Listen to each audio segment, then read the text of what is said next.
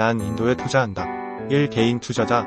인도 투자 열풍. 일본의 개인 투자자들이 인도가 제2의 중국이 될 것이라는 기대 속에 인도 자산에 막대한 돈을 투자하고 있는 것으로 알려졌다. 블룸버그가 집계한 자료에 따르면 지난 1월 일본에서 인도 주식형 투자 신탁의 총 자산은 11%, 2,370억엔 증가했다. 올해부터 시작된 비과세 투자 계좌는 일본인들의 인도 주식 투자 인기는 더 커졌다는 분석이다.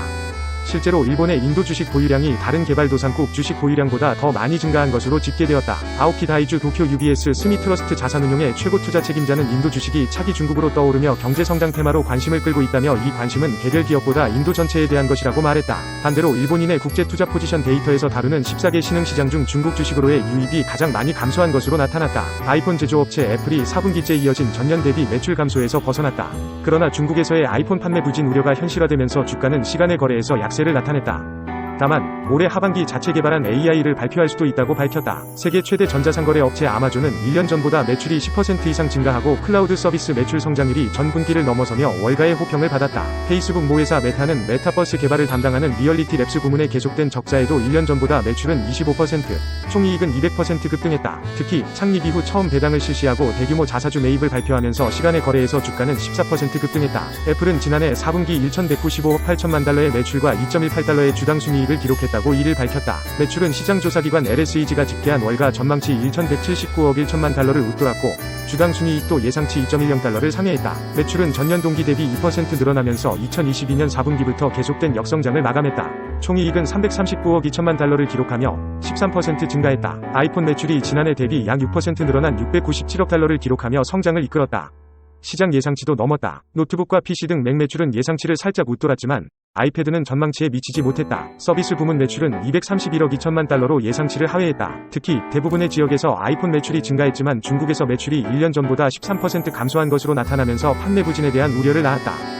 중국은 미국과 유럽에 이어 애플의 세 번째로 큰 시장이다. 이에 이날 뉴욕 증시 정기장에서 1.3% 올랐던 애플 주가는 실적 발표 후 시간의 거래에서는 3% 하락했다. 팀쿡 최고 경영자는 다만 아이폰 매출이 6% 성장에 기쁘다며 중국을 제외하면 이머징 시장에서 두 자릿수 성장률을 보였고 아이폰은 잘 팔리고 있다고 말했다. 루카 마에스트리 최고 재무 책임자는 올해 1분기 실적에 대해 아이폰 매출이 지난해 1분기와 비슷하고 이에 따라 총 매출도 1년 전이 948억 4천만 달러와 비슷한 수준이 될 것으로 전망했다. 애플은 올해 하반기 AI를 발표할 수도 있음을 시사했다. 쿡 CEO 는 이날 컨퍼런스 콜에서 자세한 내용은 말할 수 없지만 생성형 AI와 AI를 통해 애플에게 큰 기회가 있다는 점만 말하겠다고 밝혔다. 이어 미래를 내다보면서 우리는 이런 기술과 미래를 형성할 다른 기술에 계속 투자할 것이라며 여기에는 엄청난 시간과 노력을 계속 투자하고 있는 AI가 포함되며 올해 말 구체적인 사항을 공유할 수 있을 것이라고 말했다. 세계 최대 전자상거래 업체 아마존은 지난해 4분기 1,700억 달러 매출과 1.00달러의 주당 순이익을 기록했다고 밝혔다. 매출은 시장조사기관 LSEG가 집계한 시장 전망치 1,662억 달러를 웃돌았고 주당 순이익도 전망치 0.80달러를 상회했다. 매출은 지난해 같은 기간보다 두 자릿수 증가율을 기록했고 총이익은 1년 전 2억 7,800만 달러에서 106억 달러로 급등했다. 앤디 제시 CEO는 4분기는 기록적인 연말 쇼핑 시즌이었다며 2023년 한 해를 견고하게 마무리했다고 말했다. 특히 순이익 급증은 아마존이 지속해오고 있는 비용 절감이 효과를 나타내고 있는 것으로 분석됐다. 아마존은 2022년 말부터 지난해 중반까지 27,000명을 해고했고 수익이 나지 않는 사업 부문을 줄이는 등 비용 절감에 힘써왔다. 브라이언 올사브스키 CFO는 그러면서도 우리는 새로운 영역과 고객들에게 반향을 일으키고 있는 것들에 대한 투자는 계속할 것이라며 효율성을 찾고 더 적은 양으로 더 많은 것을 할 수 있는 곳에 투자할 것이라고 말했다. 아마존은 올해 1분기 매출은 1년 전보다 813% 증가한 1,380억 달러 1,435억 달러에 이를 것으로 추정했다. 이 중간치는 시장 전망치 1,421억 달러보다 다소 낮은 수준이다. 클라우드 서비스인 아마존 앱 서비스 매출은 스트리트 카운트가 집계한 전망치 242억 달러와 같은 수준을 기록했다. AWS 매출은 전년 같은 기간 대비 13% 증가했다.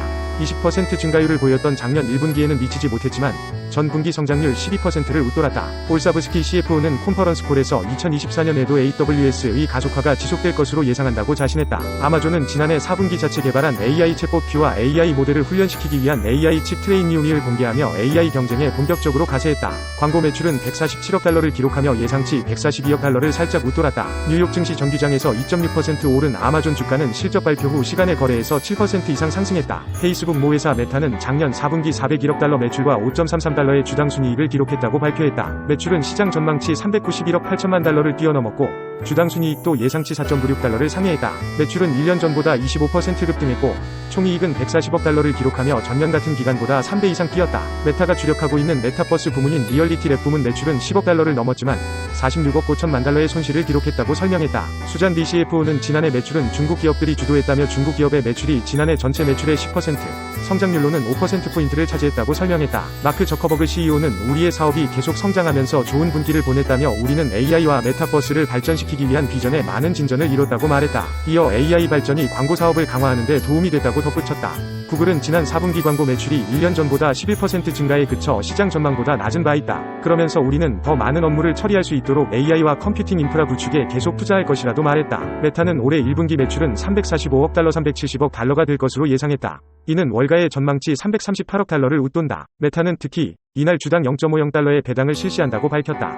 메타의 배당은 이번이 처음이다. 주요 기업 가운데에는 애플과 마이크로소프트, 오라클 등은 배당을 하지만 아마존과 구글 모회사 알파벳은 배당하지 않는다. 또 500억 달러 규모의 자사주 매입을 승인했다고 밝혔다. 메타의 주가는 실적 발표 후 뉴욕 증시 시간의 거래에서 14% 급등했다. 미국 반도체 회사 인텔이 오하이오주에 건설을 계획한 200억 달러 규모의 반도체 생산 시설의 가동이 늦어질 전망이다. 블룸버그 통신은 1일 2025년 가동을 목표로 했던 오하이오 산도체 생산 시설이 2026년 말에도 준비되지 못할 것이라고 보도했다. 반도체법 보조금 조달 지연이 원인으로 꼽힌다. 170개 기업이 반도체법의 보조금을 받기 위해 신청했지만 2개 기업에만 소규모 보조금 지급이 이뤄지는 등 자금 조달 속도가 느린다.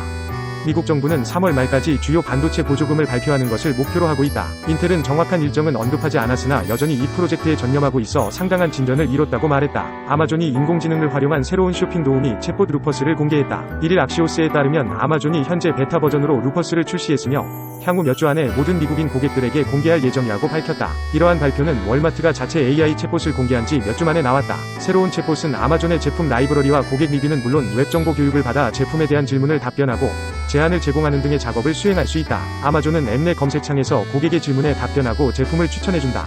예를 들어 트레일 러닝화와 로드 러닝화의 차이점은 무엇인가요? 와 같은 질문에 답변을 할 수 있다. 브라이언 올사브스키 아마존 CFO는 적합한 제품을 찾는 과정을 더 쉽게 만들려는 시도라고 말하며 고객들 역시 기대하고 있다고 말했다. 앞서 아마존은 지난 몇 달 동안 여러 AI 기능을 공개해왔다. 아마존 앱 서비스는 지난달 초 새 기업용 AI 챗봇 큐를 공개한 바 있다.